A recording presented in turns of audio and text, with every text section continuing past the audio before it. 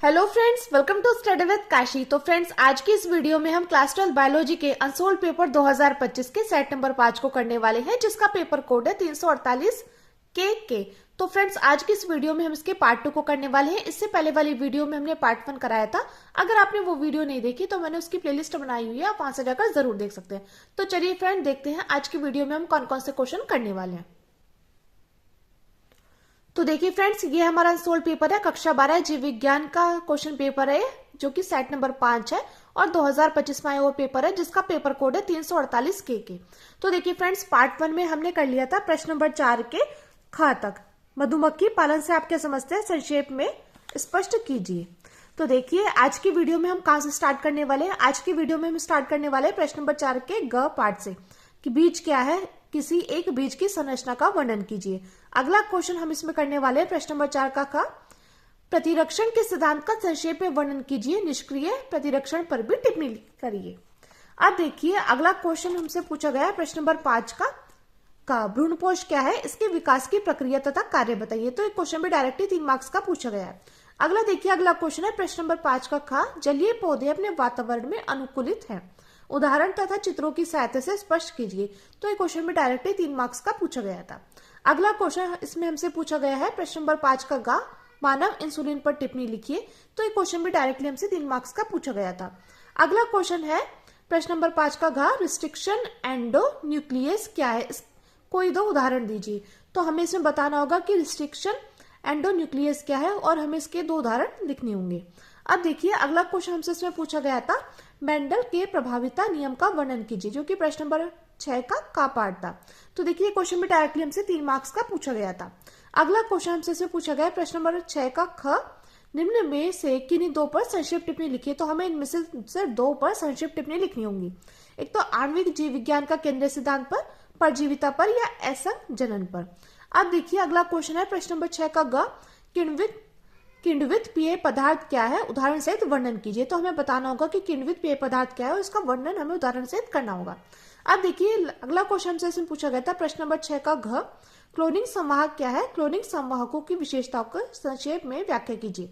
तो देखिए फ्रेंड्स, आज की वीडियो में यानी कि पार्ट 2 में हम प्रश्न नंबर 6 के ख तक करने वाले हैं। तो चलिए फ्रेंड्स, अब देखते हैं उनके आंसर को, जो कि है। तो देखिए फ्रेंड्स, हमारा क्वेश्चन है प्रश्न नंबर 4 का ग बीज क्या है, किसी एक बीज की संरचना का वर्णन कीजिए। तो ये क्वेश्चन डायरेक्टली हमसे 3 मार्क्स का पूछा गया था। तो देखिए, सबसे पहले हम यहाँ पर क्या करेंगे, सबसे पहले हम ब्लैक पेन से हेडिंग डालेंगे और लिखेंगे बीज। उसके बाद हम यहाँ पर लिखेंगे बीज एक परिपक्व बीजांड होता है जो निषेचन के बाद बनता है और जिससे नया पौधा विकसित होता है। इसके संरचना में मुख्य रूप से एक सुरक्षात्मक बीजावरण, पोषण के लिए भ्रूणपोष या बीजपत्र और भविष्य के पौधों का भ्रूण होता है। तो फ्रेंड्स, बीज क्या होता है, बीज एक परिपक्व बीजांड होता है जो निषेचन के बाद बनता है, जिससे नया पौधा विकसित होता है। इसके संरचना में मुख्य रूप से एक सुरक्षात्मक बीजावरण, पोषण के लिए भ्रूणपोष या बीजपत्र और भविष्य के पौधे का भ्रूण होता है। अब देखिए, इसमें हमसे कहा गया था कि किसी एक बीज की संरचना का वर्णन कीजिए। तो हम यहाँ पर किसी एक बीज की संरचना का वर्णन करते हैं। तो हम यहाँ पर लिखते हैं मटर के बीज, यानी कि द्विबीजपत्री की संरचना। तो देखिए, यहाँ पर हम ब्लैक पेन से हेडिंग डालेंगे बीज आवरण। इसमें हम लिखेंगे बीज का भारी कठोर आवरण जो टेस्टा यानी कि भारी और टैगमन यानी कि आंतरिक परतों से बना होता है, जो बीज को सुरक्षा देता है। तो देखिए, ये क्या है, ये हमारा मटर के बीज की संरचना है, जो कि क्या है, जो कि द्विबीजपत्री। और तो देखिए, ये जो हमारा बाहर की साइड ये दिखाई दे रहा है, इसको बोलेंगे बीज आवरण, यानी कि बीज का बाहरी कठोर आवरण होता है, उसको बोलते हैं बीज आवरण। और ये क्या काम करता है, ये काम करता है इसकी सुरक्षा कवच का। और देखिए फ्रेंड्स, आप यहाँ पर देख पा रहे हैं, ये क्या है, ये है भ्रूण है और ये बीजपत्र है और ये भ्रूणपोष है। ठीक है फ्रेंड्स, तो देखिए एग्जाम में भी आपको इसी प्रकार चित्र बनाकर आना है। तो हम यहाँ पर लिखते हैं बीज आवरण। तो बीज का बाहरी कठोर आवरण जो टेस्टा भारी और टैगमन आंतरिक परतों से बना होता है, जो बीज को सुरक्षा देता है। आगे हम इसमें ब्लैक पेन से हेडिंग डालेंगे बीजपत्र। इसमें हम लिखते हैं मटर के बीज में 2 बड़े मांसल बीजपत्र होते हैं, जिसमें भोजन स्टार्च प्रोटीन जमा होता है और अंकुरण के दौरान भ्रूण को पोषण देता है। अब देखिए, अगला हम इसमें लिखते हैं भ्रूण। इसमें हम लिखते हैं बीज के केंद्र में स्थित होता है और इससे नया पौधा बनता है। तो फ्रेंड्स, मैं उम्मीद करती हूँ आपने इसका स्क्रीनशॉट अच्छे से ले लिया होगा। अगर आपने अभी तक इसका स्क्रीनशॉट नहीं लिया तो अब ले लीजिएगा। ठीक है फ्रेंड्स, अब देखिए इसी में हमसे अगला क्वेश्चन पूछा गया था। अब देखिए प्रश्न नंबर 4 का घ, इसमें हमसे क्वेश्चन पूछा गया है, प्रतिरक्षण के सिद्धांत का संक्षेप में वर्णन कीजिए और निष्क्रिय प्रतिरक्षण पर भी टिप्पणी कीजिए। तो इसमें हम लिखते हैं प्रतिरक्षण का सिद्धांत, और देखिए इसमें हम लिखते हैं प्रतिरक्षण के सिद्धांत का मतलब है शरीर का रोगों से लड़ने की क्षमता, जो मुख्य रूप से 2 प्रकार की होती है। तो प्रतिरक्षण का सिद्धांत क्या होता है? प्रतिरक्षण के सिद्धांत का मतलब है शरीर का रोगों से लड़ने की क्षमता, और जो कि मुख्य रूप से कितने प्रकार की होती है? 2 प्रकार की होती है। एक तो होती है सक्रिय प्रतिरक्षा और दूसरी होती है निष्क्रिय प्रतिरक्षा।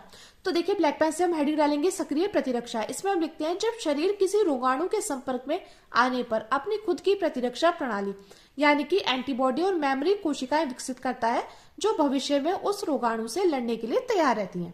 तो सक्रिय प्रतिरक्षा क्या होती है? जब शरीर किसी रोगाणु के संपर्क में आने पर अपनी खुद की प्रतिरक्षा प्रणाली जैसे कि एंटीबॉडी और मेमोरी कोशिकाएं विकसित करता है, जो भविष्य में उस रोगाणु से लड़ने के लिए तैयार रहती है। आगे देखिए इसी में हम ब्लैक पेन से हेडिंग डालेंगे निष्क्रिय प्रतिरक्षा। इसमें हम लिखते हैं जब शरीर को बाहर से एंटीबॉडी या प्रतिरक्षा कोशिकाएं मिलती हैं, जो तुरंत सुरक्षा प्रदान करती है, लेकिन शरीर स्वयं इसका उत्पादन नहीं करता। यानी कि सक्रिय प्रतिरक्षा क्या होती है? ये वो होती है जिसमें कि शरीर इसका खुद निर्माण करता है। जबकि निष्क्रिय प्रतिरक्षा क्या होती है? जब शरीर को बाहर से एंटीबॉडी या प्रतिरक्षा कोशिकाएं मिलती हैं, जो तुरंत सुरक्षा प्रदान करती है, लेकिन शरीर स्वयं इसका उत्पादन नहीं करता। यानी कि सक्रिय प्रतिरक्षा में तो शरीर स्वयं उसका उत्पादन करेगा, लेकिन निष्क्रिय प्रतिरक्षा में क्या करेगा? शरीर इसका स्वयं उत्पादन नहीं करता। आगे देखिए इसमें हमसे बोला गया था क्वेश्चन में कि निष्क्रिय प्रतिरक्षण पर भी टिप्पणी लिखिए। तो हम यहाँ पर लिख देते हैं निष्क्रिय प्रतिरक्षा पर टिप्पणी। तो इसमें हम ब्लैक पेन हेडिंग डालेंगे प्राकृतिक रूप से। इसमें हम लिखेंगे यह तब होती है जब एक शिशु को प्लेसेंटा या स्तनपान के माध्यम से मां से एंटीबॉडी मिलती है। तो प्राकृतिक रूप से क्या होता है? ये तब होती है जब एक शिशु को प्लेसेंटा या स्तनपान के माध्यम से मां से एंटीबॉडी मिलती है। आगे हम इसमें ब्लैक पेन हेडिंग डालेंगे कृत्रिम रूप से।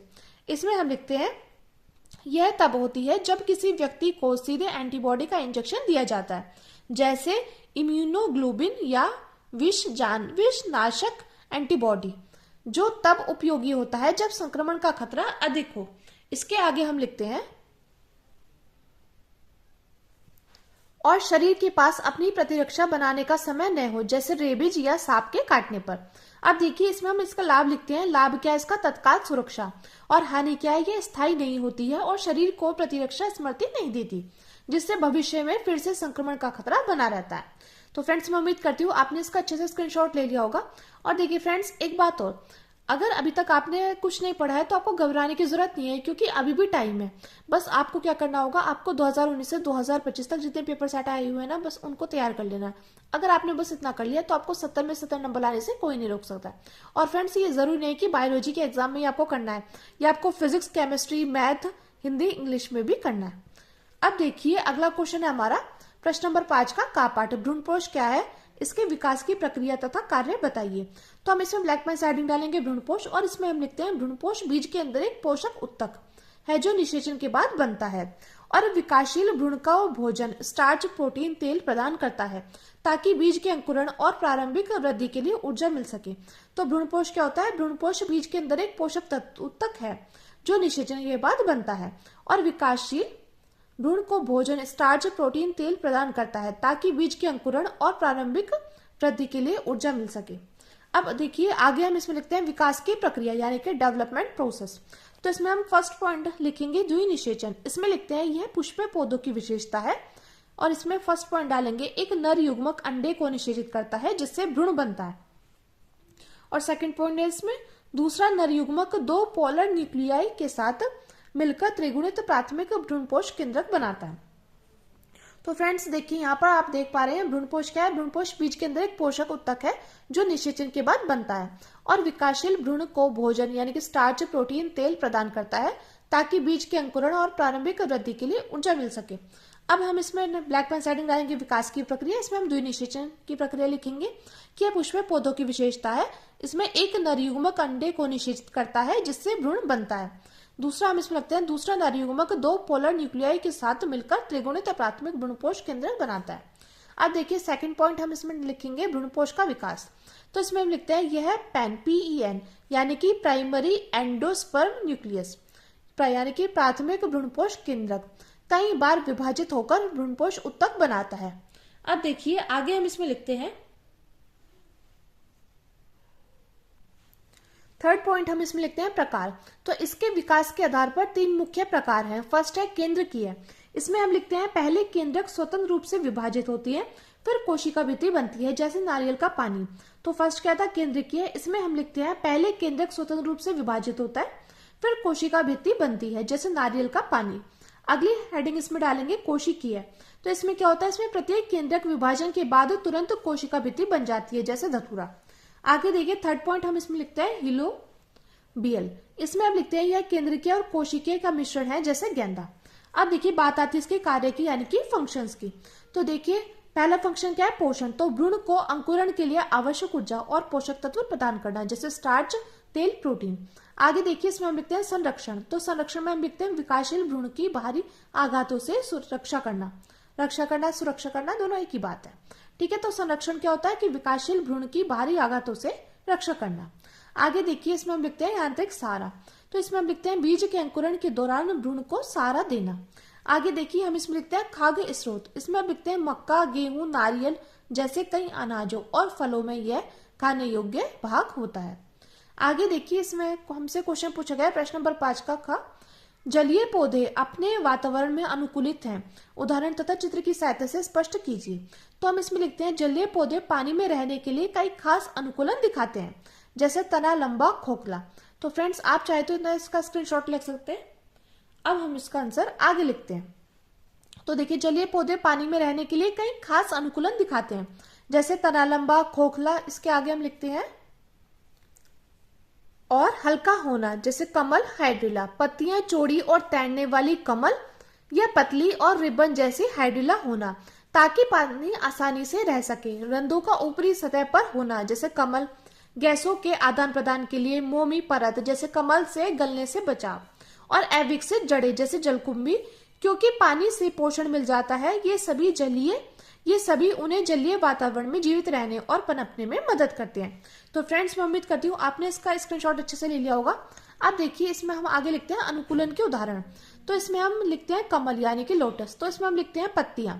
तो पत्तियां बड़ी, गोल और चपटी होती हैं, जो पानी की सतह पर तैरती हैं और प्रकाश संश्लेषण के लिए अधिक धूप लेती हैं। इन पर मोमी परत होती है, जिससे पानी ठहरता नहीं और पत्तियां गलने से बचती है। तो देखिए पत्तियों में हमने क्या लिखा है, बड़ी, गोल और चपटी होती हैं, जो पानी की सतह पर तैरती है और प्रकाश संश्लेषण के लिए अधिक धूप लेती हैं।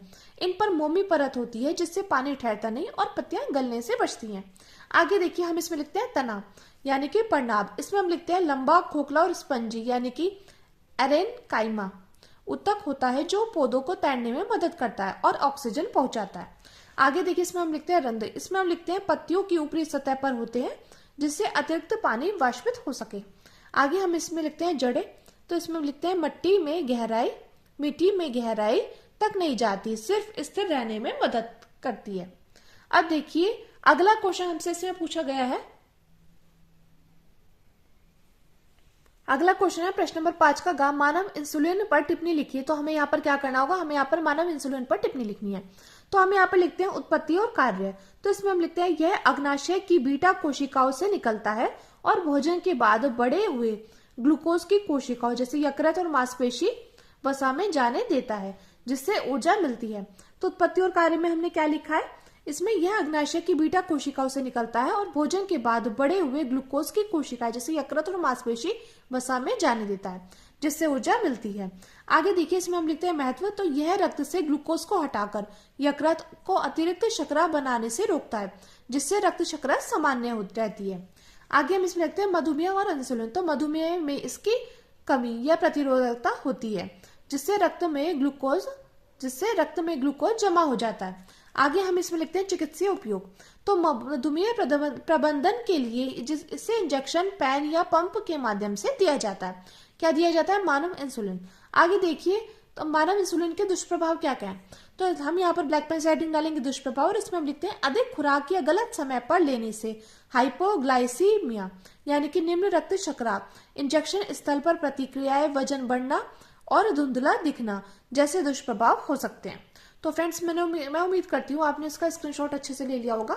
तो हमसे यहाँ पर क्या पूछा गया था, हमसे यहाँ पर पूछा गया था मानव इंसुलिन के बारे में, कि मानव इंसुलिन पर टिप्पणी लिखिए। तो हमने यहाँ पर इसकी उत्पत्ति और कार्य बताए, महत्व बताए हैं, मधुमेह और इंसुलिन बताया, और इसका चिकित्सा उपयोग और इसका दुष्प्रभाव बताया। अब देखिए अगला क्वेश्चन हमसे इसमें पूछा गया है, जो कि है, तो अगला क्वेश्चन है प्रश्न नंबर 5 का घ, रिस्ट्रिक्शन एंडोन्यूक्लियस क्या है, कोई 2 उदाहरण दीजिए। तो हमें यहाँ पर बताया रिस्ट्रिक्शन एंडोन्यूक्लियस क्या है, और इसके हमें कोई 2 उदाहरण लिखने हैं। तो हम यहाँ पर लिखते हैं रिस्ट्रिक्शन एंडोन्यूक्लियस। अब देखिए फ्रेंड्स, इस बार तो आपसे पूछा गया है रिस्ट्रिक्शन एंडोन्यूक्लियस, और देखिए ये क्वेश्चन डायरेक्टली ऐसे पूछा जाता है, प्रतिबंधन एंडोन्यूक्लियस क्या होते हैं।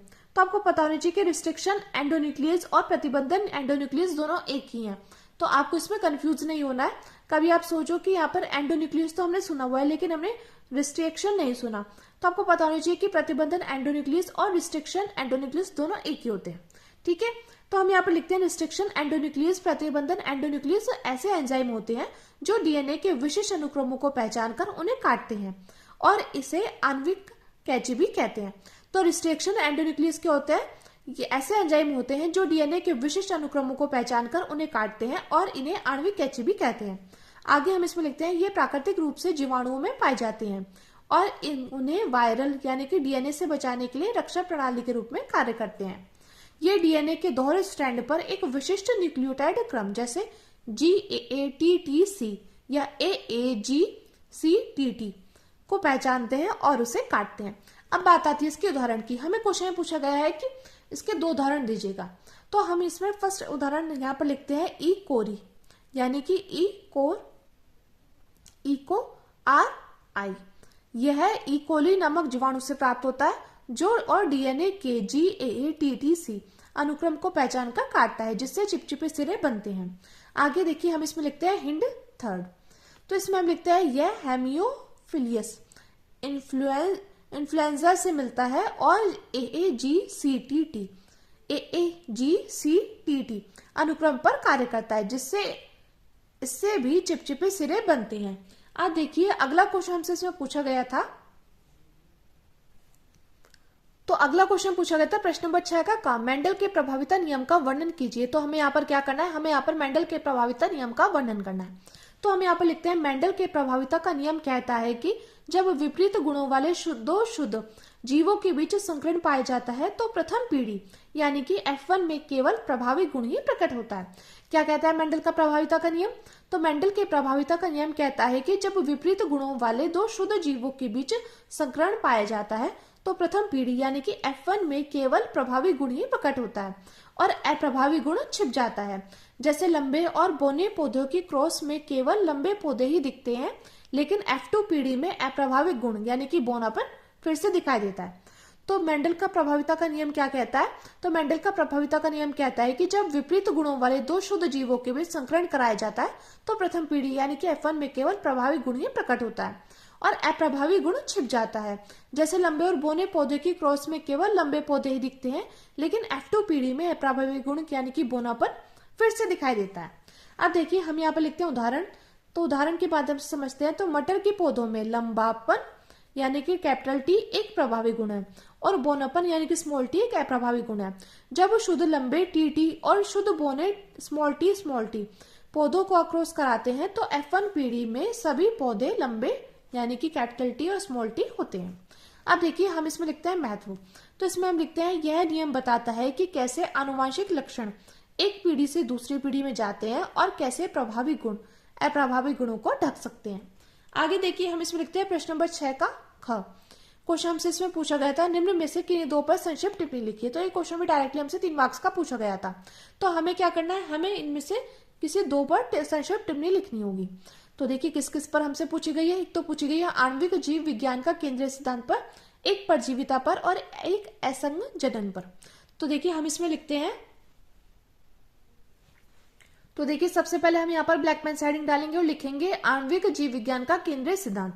तो इसमें हम लिखेंगे आणविक जीव विज्ञान का केंद्रीय सिद्धांत बताता है कि आनुवांशिक जानकारी डीएनए से आरएनए में ट्रांसक्रिप्शन द्वारा और फिर आरएनए से प्रोटीन में ट्रांसलेशन द्वारा एक ही दिशा में प्रवाहित होती है और प्रोटीन से जानकारी वापस डीएनए में नहीं जाती। यह जीवन की प्रक्रियाओं को समझने के लिए एक मूलभूत ढांचा है। जहां डीएनए सूचना का भंडार है, आरएनए क्या है, वाहक है, और प्रोटीन कार्य करता है, जिससे जीन से प्रोटीन कार्य का निर्माण होता है। तो देखिए आणविक जीव विज्ञान का केंद्रीय सिद्धांत क्या है, तो आणविक जीव विज्ञान का केंद्रीय सिद्धांत बताता है कि आनुवंशिक जानकारी डीएनए से आरएनए में ट्रांसक्रिप्शन द्वारा और फिर आरएनए से प्रोटीन में ट्रांसलेशन द्वारा एक ही दिशा में प्रवाहित होती है और प्रोटीन से जानकारी वापस डीएनए में नहीं जाती। यह जीवन की प्रक्रियाओं को समझने के लिए एक मूलभूत ढांचा है, जहां डीएनए सूचना का भंडार है, आरएनए वाहक है और प्रोटीन कार्य करता है, जिससे जीन से प्रोटीन कार्य का निर्माण होता है। आगे देखिए हमसे इसमें पूछा गया था परजीविता पर भी हमें टिप्पणी लिखनी है। तो हम ब्लैक पेन साइड में डालेंगे परजीविता और इसमें हम लिखेंगे पैरासिटिज्म। तो इसमें लिखते हैं यह जीवों के बीच एक पारस्परिक क्रिया है, जहां एक जीव यानी कि परजीवी भोजन और आवास के लिए दूसरे जीव यानी कि मेजबान का उपयोग करता है, जिससे मेजबान को हानि होती है। इसमें हम उदाहरण लिखते हैं, उदाहरण इसका जू, पिस्सू, टैपवर्म और कुछ पौधों जो अन्य पौधों पर उगते हैं।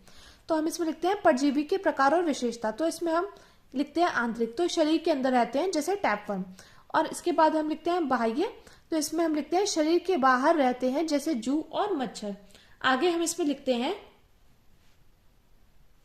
तो देखिए आगे हम इसमें लिखते हैं आकार और संख्या। इसमें हम लिखते हैं परजीवी अक्सर मेजबान से छोटे होते हैं और बड़ी संख्या में पैदा होते हैं, ताकि कुछ के नष्ट होने पर भी प्रजाति बची रहे। अब देखिए इसमें हमसे जो थर्ड पूछी गई थी टिप्पणी, वो पूछी गई थी हमसे असंजनन पर भी टिप्पणी लिखिए। तो हम यहाँ पर ब्लैक पेन से हेडिंग डालेंगे असंजनन। अब हम इसके बारे में जानते हैं असंजनन आखिर है क्या।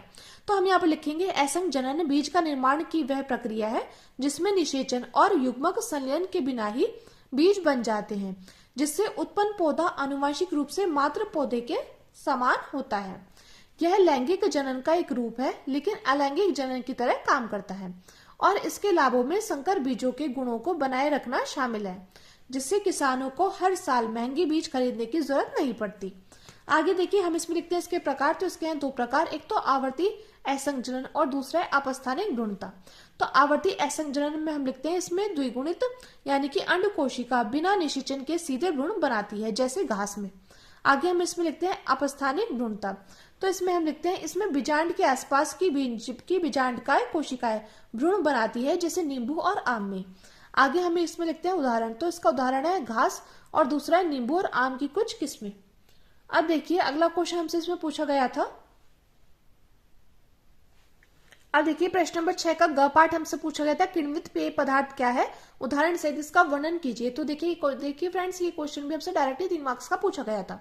तो हम यहाँ पर लिखते हैं ये प्राकृतिक पेय है जो जीवित सूक्ष्म जीवों जैसे यीस्ट और लैक्टोबैसिल्स की मदद से बनाए जाते हैं। ये सूक्ष्म जीव फल, अनाज या सब्जियों में मौजूद प्राकृतिक शर्करा को खाते हैं और उसे अल्कोहल, एसिड, अम्ल और अन्य यौगिकों में बदल देते हैं, जिससे पेय को अनोखा स्वाद, सुगंध और स्वास्थ्य लाभ जैसे प्रोबायोटिक्स मिलते हैं। अब देखिए हम इसमें उदाहरण लिखते हैं शराब। तो शराब में होता है अंगूर के रस के किण्वन से बनती है। और बियर कैसे बनती है, जो जैसे अनाज के किण्वन से बनती है। और बात आती है छाछ की, तो छाछ यानी कि दही, ये कैसे बनती है, दूध के लैक्टोबैसिलस बैक्टीरिया द्वारा किण्वन से बनती है, जो स्वास्थ्य वर्धक होते हैं। आगे हम इसमें लिखते हैं साइडर। ये क्या होता है, ये सेब के रस के किण्वन से बनता है, साइडर यानी कि सिरका। अब देखिए अगला क्वेश्चन हमसे इसमें पूछा गया था प्रश्न नंबर 6 का ग, क्लोनिंग संवाहक क्या है, क्लोनिंग संवाहकों की विशेषताओं का संक्षेप में व्याख्या कीजिए। तो देखिए फ्रेंड्स ये क्वेश्चन मोस्ट इंपॉर्टेंट और हर साल रिपीट होता है। और देखिए हर साल क्या होता है, हर साल 7 पेपर सेट बनता है, जो कि हर जिले के अलग अलग होते हैं। तो देखिए अभी तक मैं आपको 2025 के जितने पेपर सेट कराए हूं ना, उनमें ये क्वेश्चन ऐसा है कि जो बार बार रिपीट हुआ है। तो मैं आपको यही कहूंगी कि आप इस क्वेश्चन को अच्छे से तैयार कर लीजिएगा, क्योंकि इस बार भी आने के इसके पूरे चांस है। तो देखिए हमने यहाँ पर लिखा है कि इस क्वेश्चन का answer set number 3 code number 348 KI के प्रश्न नंबर 6 के ख में कराया हुआ है। आप वहां से इस क्वेश्चन का आंसर जरूर देखें। और देखिए फ्रेंड्स आप इस क्वेश्चन पर स्टार जरूर लगा लीजिएगा, क्योंकि मोस्ट इंपॉर्टेंट क्वेश्चन है जो कि हर साल रिपीट हो रहा है। तो फ्रेंड्स आज की वीडियो में बस इतना ही। मैं उम्मीद करती हूँ फ्रेंड्स आपको इस वीडियो से हेल्प मिली हो। अगर फ्रेंड्स आपको इस वीडियो से थोड़ी सी भी हेल्प मिली हो तो प्लीज हमारे चैनल को सब्सक्राइब कर लीजिएगा और वीडियो को लाइक, शेयर, कमेंट करना मत भूलिएगा। तो चलिए फ्रेंड्स मिलते हैं नेक्स्ट वीडियो में। Thank you, thanks for watching.